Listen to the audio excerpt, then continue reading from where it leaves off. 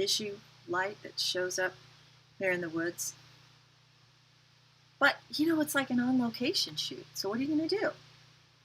What are you going to do? Did you guys notice yesterday that I didn't stop the streaming? I got off the stream with my Hey Larry fishhook. I turned off my phone, but I didn't turn off the live stream. So just epic pro, Hey Liberty. Oh, yes. It's so funny. When I first started broadcasting, one of the things that really bothered me the most was the lack of airbrushing that I was able to do, because with my nationally syndicated radio show, Dream Farm Radio, that is on. I don't know the number now, but it was around 40 stations, public radio stations across the country. We would have this beautifully produced radio show with photos and descriptions and lovely spliced interview segments, and the musicians playing their music, and then we'd talk about it, and then I would play something with them, and occasionally I'd stop and have them play parts. Hey there, play parts of their music, and just it was a seamless, beautiful thing. Wow, that's up my date with you again. It's like, whoa, I hope I didn't miss that. Next, by the way, I'm going to be on Sandra Jones' show, Coffee Talk with Sandra, Monday night, the 10th, correct, Sandra? What time are we going on? I don't know. I think, well, it's in the evening, and so you'll hear about it. But Sandra, if you put the time in, I'll tell everybody. And of course, the neighbor's mowing his lawn again.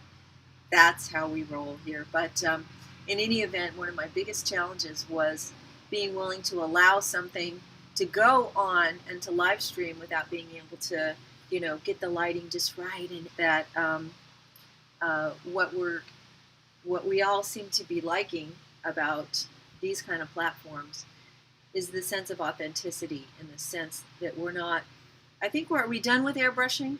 I mean, personally, would continue to be an advocate of airbrushing anytime the photograph has to stay up anywhere for very long.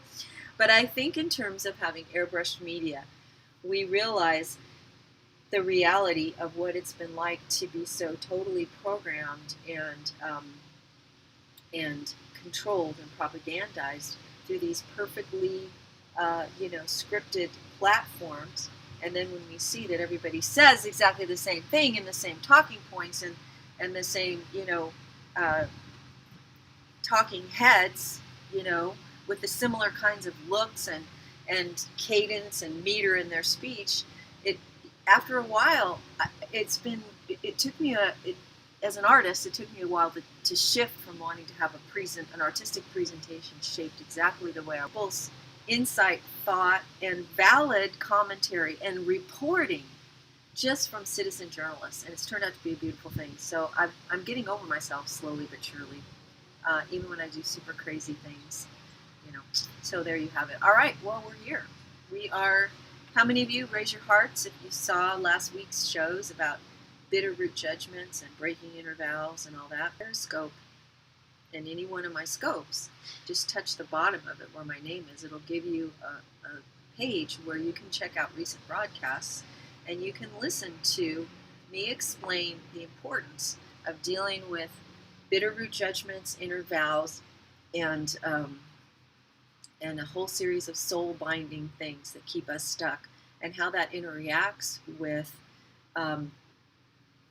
forgiveness, receiving it, giving it, and really getting set free, and breaking the neural knots. It's a spiritual issue, but it's also a neurological issue when we continue to go around the same mountain doing the same things with the same kinds of people, with the same kind of expectations and the same kind of self-talk, We're integrated beings, and the spiritual part of us needs to get sorted, but we also need to allow those truths.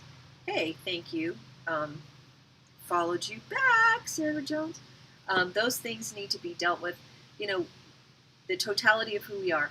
I had a wonderful seeker young lady that I met by the side of the road, who's become a spiritual daughter now. Come and sit right here on this porch, sitting right here in these chairs, saying to me, but I said, well, because he said, he is the way, he is the truth, he is the life. He is not a modality to address religious idea. You're able to engage with who he is as a living, eternal being sent to earth and God's Son in every aspect of your life. You are both three-dimensional and emotional and spiritual souls that you are. Jesus as a person in his way and truth and lifeness addresses you and me as whole people. So the idea of him being truth and what is truth and how we can know that he is not just a truth but the truth. One of the ways that we can really come to have that grip us as reality is the fact that as a person he addresses all parts of us.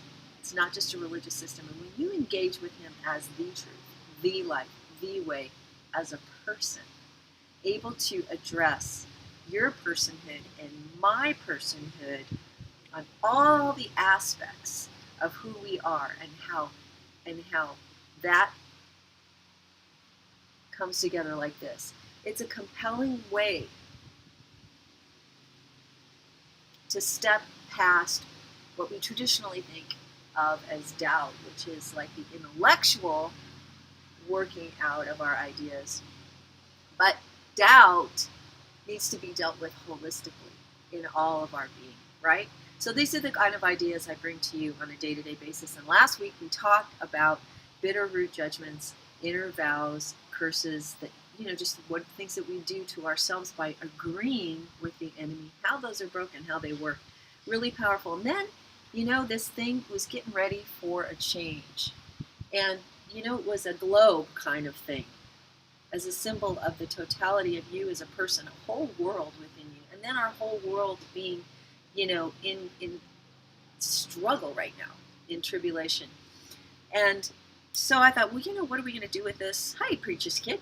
What are we going to do with this? How are we going to, what is going to move from this trauma where we had actually a fish knife hacking happening here, and then that was rebuilt and restructured with layers of material to strengthen the canvas and heal it, essentially.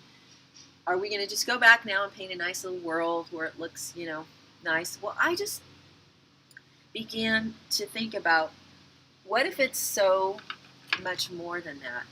What if this shape in us, this thing where God is going to bring us out of trauma and into something new? Maybe the whole shape needs to be changed and stretched into a new understanding. And as I've said to you before, your purpose precedes your trauma. Trauma is very specifically aimed at you, as is fear, to destroy you in the area of your greatest purpose and design. And so part of what happens is when we're traumatized, what really dies in us is what we thought it was going to look like, right? I thought I was going to get me this nice pretty world and stars and planets, and then it's traumatized, and there was all this rebuilding and stuff. And now what is it? What could it possibly be? And part of the healing that we talked about last week is daring you shouldn't have gotten, or you didn't get what you thought you should. See, we all have one thing that we really feel entitled to. We have at least one thing. It's the one thing we believe God owes us, the world owes us. If I get this one thing, I'm going to be just fine. I should get it because that's what I'm craving, that's what I'm needing, that's what was stolen from me. I want that one thing. And what I've found, friends, is that God is not really interested in our one thing in the way that we expect him to be. The scripture says, delight yourselves in the Lord and he'll give you the desires of your heart. And I interpreted that to mean, therefore, the one thing I really think I should get to make my life better and healed and whole, that I am deserving, I was screwed out of, or that I've been longing for. If I just do the God thing, he's going to give me that one thing and he's going to make it all right. Well, I learned the hard way that he does things that are very offensive sometimes. God allows us to be offended in the area of our expectation that we have to have this one certain thing a certain way. I need this kind of man in my life. I need this kind of job. I need this kind of recognition. That's what I was dirty. That's what was stolen from me. This, and then we long for that peace that's going to fit the area of disappointment and wounding. And when God has this strange way of saying, you know that one thing that you just, can you hang with me? It's like Jesus talked about, he became really offensive and a bunch of people left. Blessed are you, essentially, he said, if you can get over being offended by me. Trauma can be really offensive, can't it? And this is why we went through dealing with breaking the bitter roots and the bitter root expectations that come out of that. And one of the things that happens is we need to deal with it and making happen. And one of the things that was the hardest for me, and I'm going to pull out a little color here now, was realizing how deep my grief had to go and how much I needed to grieve.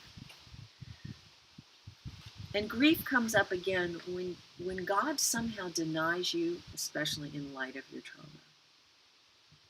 And for me, I kind of pictured that as, well, let's get our world back. It was a planet, and, can't we, it was kind of messy, and it had a big stain in the middle from the wound. Well, can't we just now make our planet just the way it is, and then we'll put it in the United States, and we'll put a flag over it, and we'll paint it red, and, we'll go back to the Constitution, or whatever that is, the image of just kind of getting it back, the way it just should be, right? Well, friends, part of healing is grieving that you're probably not going to get things back the way you think they should be. That's where some of the pain of healing from trauma comes from. What if that purpose that was destroyed in you and harmed in you is connected to expectation and grief, because you're thinking, cool, God's going to give me that back. God's going to get just the way I expected, just the way I wanted. I want that thing, that whatever it is. I'll be okay if this never happens to me again. Or if this person, this kind of person, or this situation, or this recognition, or this affirmation, or this, this person bows and finally admits, or my marriage looks exactly like this, or my kid is this way. That's going to make me whole. And the longer we persist in staying there, the longer we're going to grieve. Because I need to tell you that what God is bringing out of our trauma is not just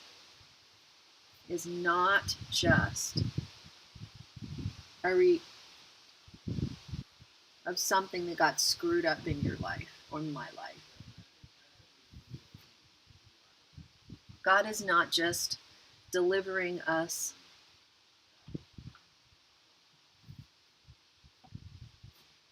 something that we've decided in his healing process. He's actually probably going to stretch us way outside of anything we think fits or works. Why in the world would this shape be floating around in the universe right now? Shouldn't it be the Earth that was destroyed to begin with? Shouldn't it go back to the thing that we all thought was going to make sense? Shouldn't there be a planet floating in space when you see the stars and the vast expanse of the universe? I mean, that's what got destroyed. Wasn't there a purpose in that planet? Wasn't there something that should be set right? But what if God is taking what's left of you, moving you out of that destroyed place, and showing you an even deeper purpose than you can possibly be aware of, that may be fulfilled and will be fulfilled, but is completely not what you expected? What if he does? That the restoration and the hope that you've been longing for, and the freedom and the payback and the recompense doesn't fit your vision of it.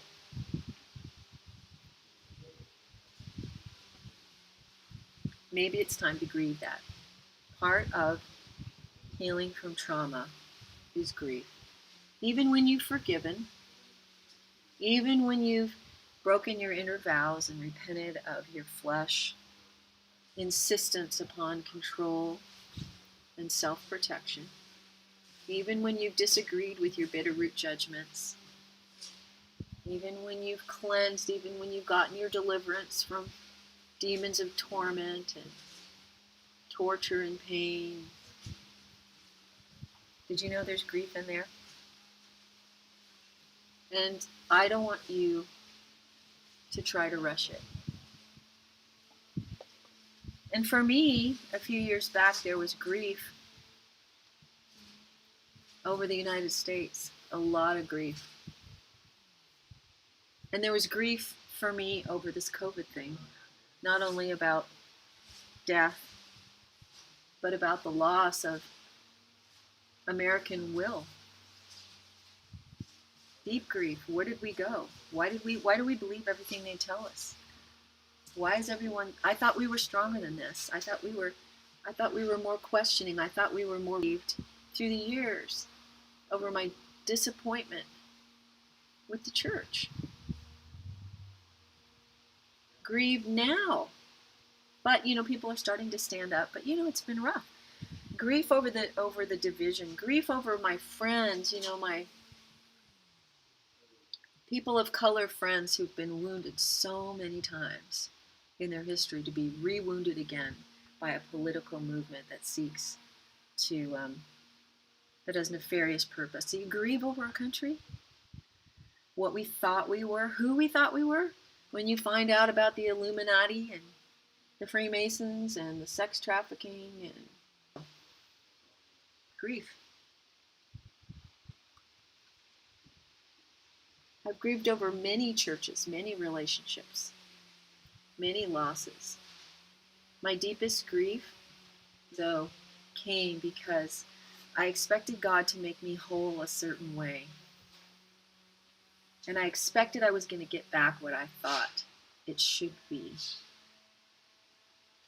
And then he goes and does something that's kind of deeply uncomfortable. Do you see how this nice shape you might like, and I might like this shape, but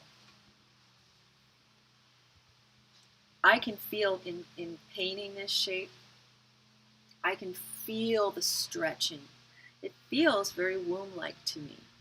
And if you've had children, do you remember from inside feeling the stretch of everything in you, the ligaments, and then especially right before giving birth, everything is just moving and stretching and opening.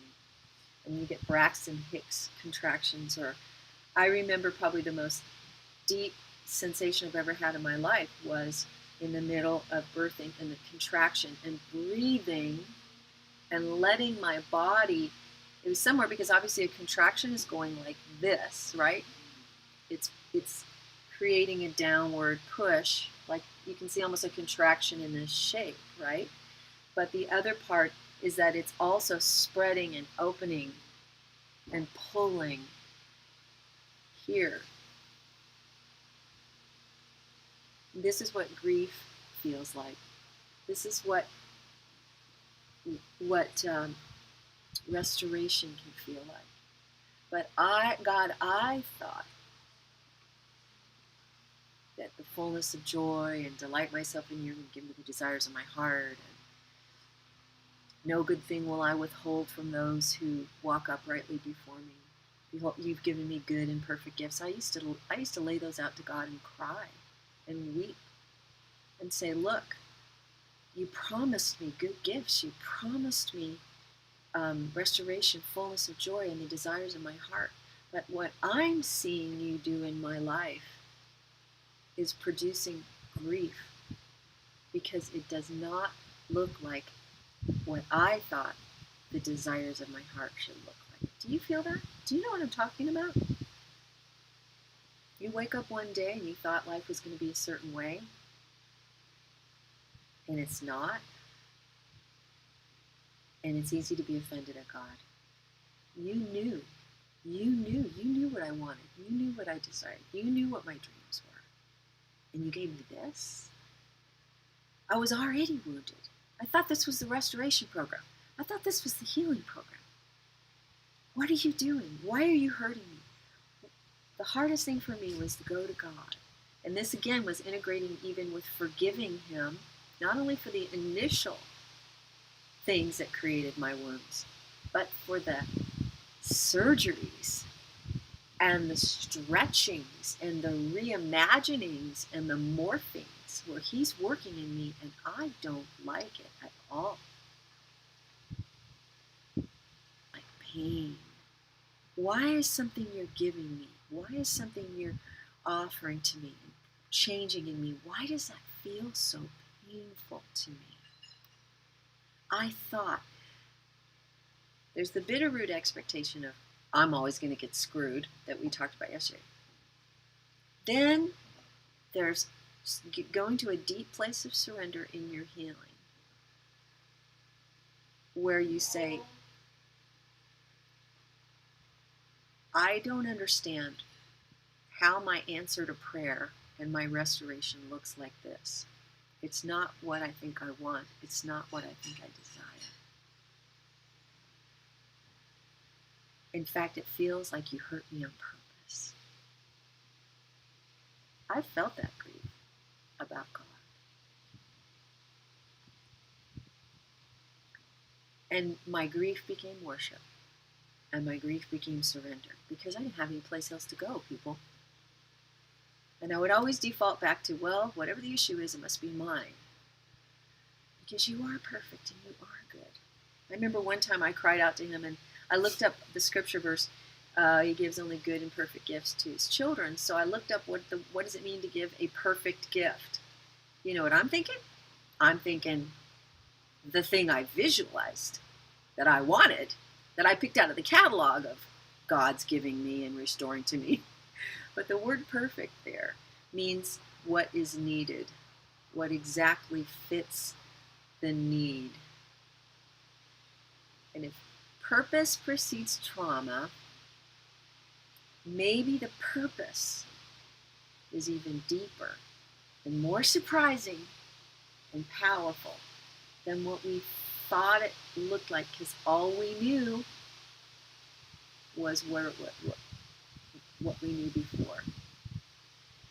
And I had to go, Lord, if you can only give good gifts and you only give perfect gifts, then I'm going to start assuming that what you're giving me in this restoration process, how you're changing me, my situation, how you're restoring, even if I do, it's so unfamiliar to me, I'm going to assume it meets the deepest need. And I don't even get what that is yet. And I'll tell you he does, and I'll tell you it's true. Because we have an idolatrous relationship with the way we think things have to end for us to be okay after we're traumatized. The little house with the picket fence and the rose bushes in front to make it all just so. The childlike recollections of what we dreamed and fantasized about, that we're going to be our safe place, that was ruined and stolen and desecrated and beyond even imagining, perhaps corrupted. And so where do we go back, children? We go back to those little childlike places where we think I'll be okay if Jesus gives me my childlike little world back. And it's funny because we do come as children. And he has this way of dealing with things and pulling them together and bringing a fulfillment that is beyond anything we can ask or imagine. But I'm going to tell you that it might not look like the little picket fence we dreamed about,